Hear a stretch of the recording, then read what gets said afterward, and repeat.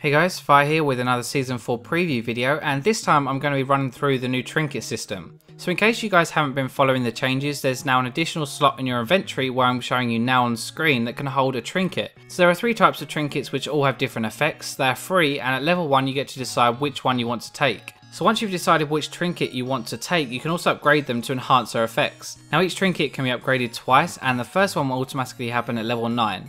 Once you've hit level 9 and it's upgraded, you can then upgrade it again to its final stage for 475 gold. So the 3 choices you have are the Warding Totem, the Sweeping Lens and the Scrying Orb. So let's start with the one that's probably going to be the most commonly seen, and that's the Warding Totem. So initially this gives you a free 60-second ward every 2 minutes, and it does count towards the total wards that you can have on the map. So the total wards on the map is a change that I'm going to talk about more in another video, but basically you can now only have 3 green wards on the map per player. Now at level 9 this changes so that the free ward you gain will last 2 minutes instead of the 1 minute previously, but it still has a 2 minute cooldown. So unlike the other trinkets, when you actually pay to upgrade it again, you're faced with a choice. You can upgrade it so the ward now lasts 3 minutes like a normal ward with a 2 minute cooldown, or you can upgrade it so that it now becomes a pink ward that can obviously clear other wards. So why do I think that this is going to be the most common? And it's pretty much basically because it's a free ward. Everyone knows that they should be warding, but everyone hates buying wards.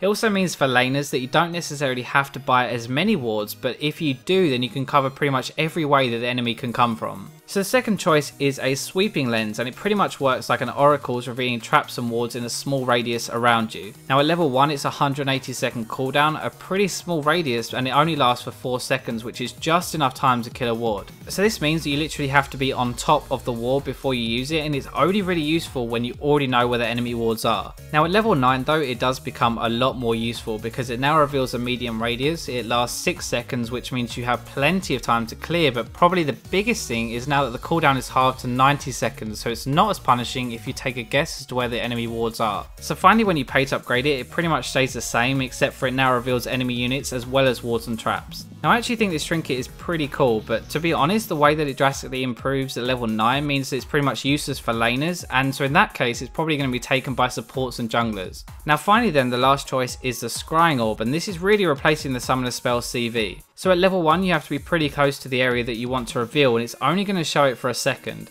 It's also got a pretty hefty cooldown at 150 seconds, so is again something that is more useful mid-game than early. At level 9 it reveals a larger area, still only for a second, but the cast range almost doubles.